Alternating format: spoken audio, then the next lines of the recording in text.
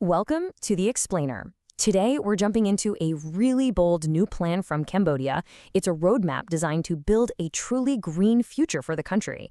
It's called the Circular Strategy, and we're going to break down exactly what that means. Okay, so every big plan needs a North Star, right? A single guiding goal. For Cambodia, that goal is this number, 60%. That is the target for forest cover across the entire nation by the year 2050. It's an incredibly ambitious vision, and it shapes every single part of this strategy. But it's not just about the trees. That 60% target is all part of an even bigger goal for Cambodia to become a completely carbon-neutral country by that same year, 2050. That is the massive ambition driving this entire thing. Now, a plan this ambitious doesn't just appear out of thin air. It's really the next logical step in Cambodia's national planning, which has evolved from post-conflict rebuilding to now a sharp focus on sustainable growth. The government's current master plan is called the Pentagonal Strategy, so you can think of this new circular strategy as the detailed green blueprint, the how-to guide for making those big sustainability goals actually happen. Let's dive in.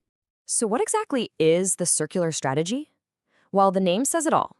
It's structured like a wheel. On the outside, you have three key strategies. These are the actions, the stuff the public will see and feel. And right at the center, you have a core strategy that acts as the engine, driving everything forward to build a green, resilient economy. So let's start with that outer wheel, those three main pillars of action that everyone is going to see and experience firsthand. Pillar number one is simple, it's direct, and it is absolutely essential. A commitment to making Cambodia cleaner for everyone. So what does clean actually mean in practice? Well, it means tackling pollution head-on. A huge piece of this is the 4R principle. That's refuse, reduce, reuse, and recycle, which is really aimed at cutting down waste, especially single-use plastics. At the same time, they're modernizing, bringing in mobile tech to monitor water and air quality in real time. And crucially, they're strengthening environmental checks on all new projects to stop pollution before it even has a chance to start. All right, so once things are cleaner, what's next? You guessed it, making them greener. This second pillar is all about Cambodia's incredible natural landscapes and its biodiversity. So how do you kickstart a national green movement? Well, the strategy has this one incredibly powerful, tangible goal. Every single year, the government is going to distribute at least this many tree saplings, 1 million, to the public. And get this, completely free of charge. It's a massive grassroots effort to get everyone involved in reforestation. Now, beyond that massive tree planting movement, this pillar is about beefing up law enforcement and management in national parks and other protected areas. It's also about actively restoring damaged habitats for wildlife. And this part's key. It's about making sure local communities can benefit directly from all this conservation through new opportunities in ecotourism and other green jobs. And the third and final pillar is what ensures this whole effort is actually built to last, making it truly sustainable. You can think of this pillar as the operating system that makes sure everything actually works. It's built on three key ideas. First, compliance. Every action has to follow the rules, from local laws all the way up to global climate deals like the Paris Agreement. Second, cooperation. This can't happen in a silo, so it brings everyone to the table, ministries, private companies, you name it. And finally, coordination, a constant system of tracking and evaluation to make sure the plan stays on course. Okay, so we've got clean, green, and sustainable actions on the outside, but what's powering this circle? Let's move to the center of the wheel and look at the engine at its core. This core is built from three powerful ingredients. First, you need smart policies, the rules of the game. Second, you need modern digital tools to manage everything efficiently.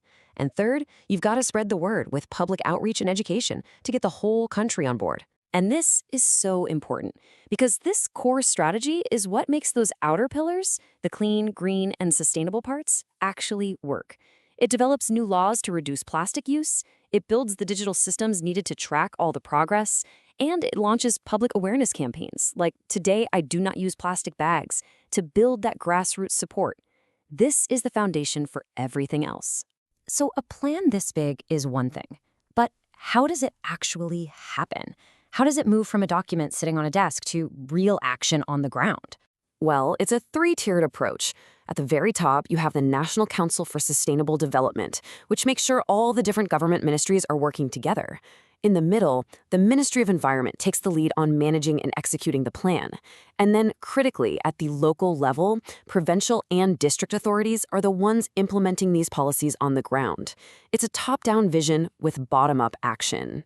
Okay, so let's pull all this together. What's the ultimate takeaway here? Why does this strategy matter so much for Cambodia's future? The Minister of Environment, Dr. Eng Sophaleth, really frames it as a dual mission. First and foremost, it's about creating real, tangible benefits for all generations of Cambodians. But at the same time, it's also about boosting the country's reputation and its standing on the world stage. And this right here illustrates the incredible balance they're trying to strike. See, this isn't just an environmental plan. It's an economic and a social one, too. The whole goal is to connect protecting the environment directly to economic opportunities through green investment and to social well-being through better public health and new jobs. So in the end, this isn't about conservation just for the sake of it. It's a strategic plan to turn Cambodia's natural potential into real prosperity, better health, and a stronger global standing, all of it powered by a green economy.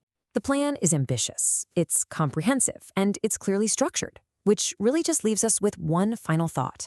With all the pressures that come with rapid development, can Cambodia successfully navigate the challenges ahead to realize this incredible green vision by 2050?